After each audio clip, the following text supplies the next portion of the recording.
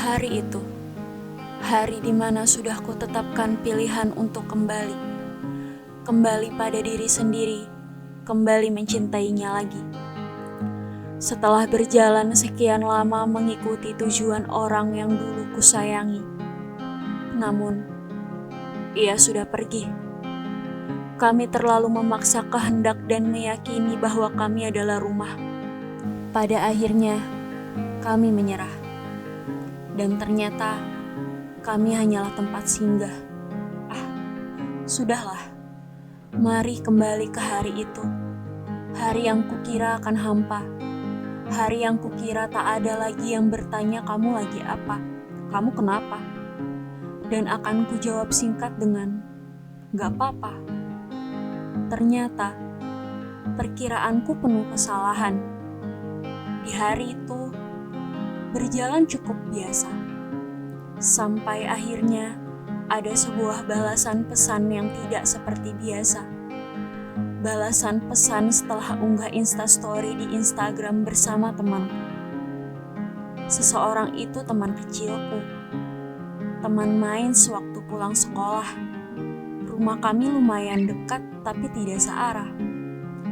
Jadi, tak pernah bertemu. Karena kesibukan kita yang berbeda. Umur kita pun berbeda. Dia 2 tahun lebih muda dariku. Semasa SMP kala itu, aku kelas 2, dia kelas 1. Aku mengenalnya saat aku kelas 1 dan dia masih duduk di bangku sekolah dasar. Dia masih lucu-lucu dan belum mengenal apa itu pacar.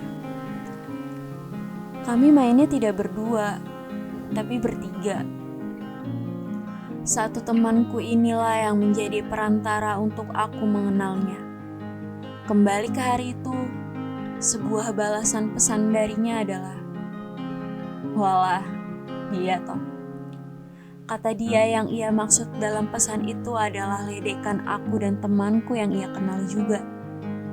Dengan seringai aku membalas, apa Anda?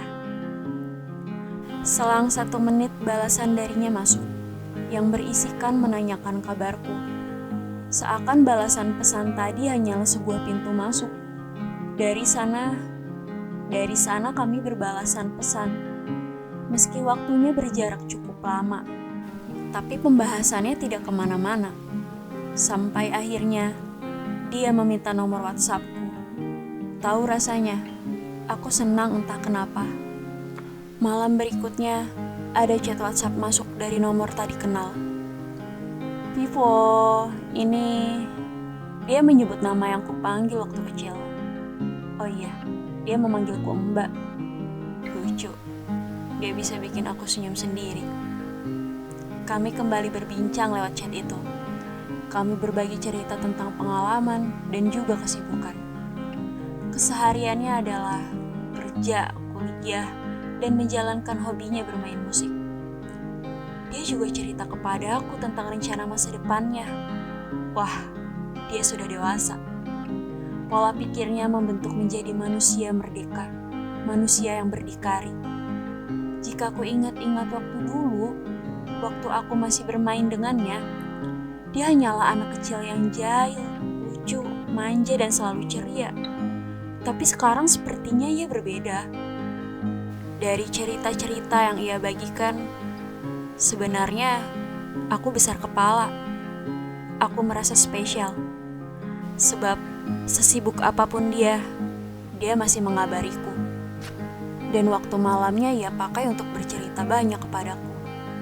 Di malam berikutnya, dia bercerita tentang masa lalu, tentang kisah cintanya yang dulu. Meski hanya sedikit, tapi aku mengerti bahwa ia pernah patah sampai tak mau buka hati, pernah cinta sampai tak mau memberi rasa itu lagi.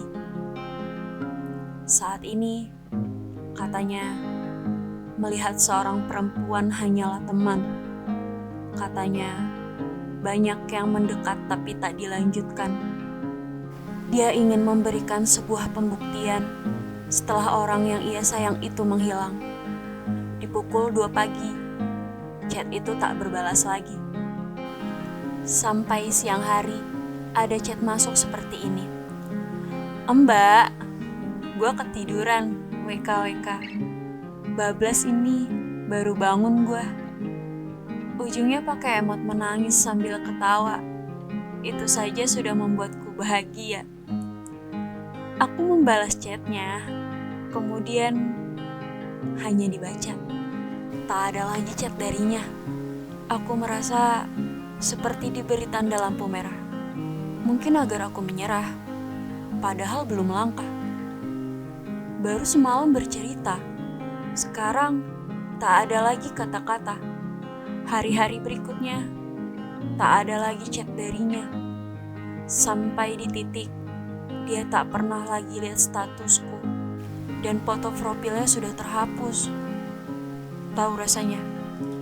Seperti patah hati jilid 2. Meski beberapa hari saja, dia berhasil membuatku nyaman secepat itu. Tanpa ada paksaan. Tapi ada yang tertunda malam itu. Ada yang ingin aku sampaikan kepadanya. Ini pesan dari Mbak. Pesan dari seorang kakak kepada adiknya. Bukan dari seseorang yang menyayangimu. Kamu gak boleh tahu kayak gitu. Aku tahu kamu pernah terjatuh. Aku tahu kamu pernah patah. Kamu boleh menyibukkan diri. Kamu boleh meniti karir. Kamu boleh fokus untuk hal-hal yang kamu suka. Tapi, kalau dasarnya untuk sebuah pembuktian kepada orang yang pernah menyakiti kamu, kepada orang yang ninggalin kamu sama aja masih terpaku di dia. Kamu sama aja masih di tempat itu. Lalu bergerak dan seolah bilang, ini loh gue tanpa lo. Kelihatan orang-orang kamu keren dan berhasil tanpanya.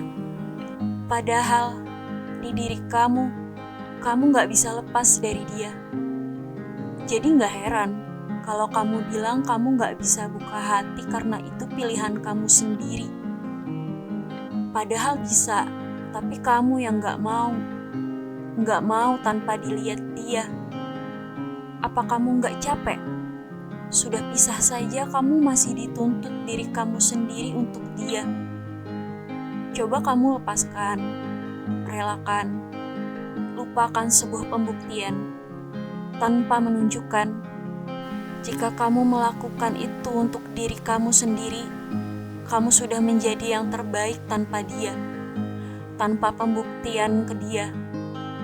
Kamu berhak bahagia, kamu berhak buka hati untuk mencintai lagi. Setidaknya untuk mencintai diri sendiri.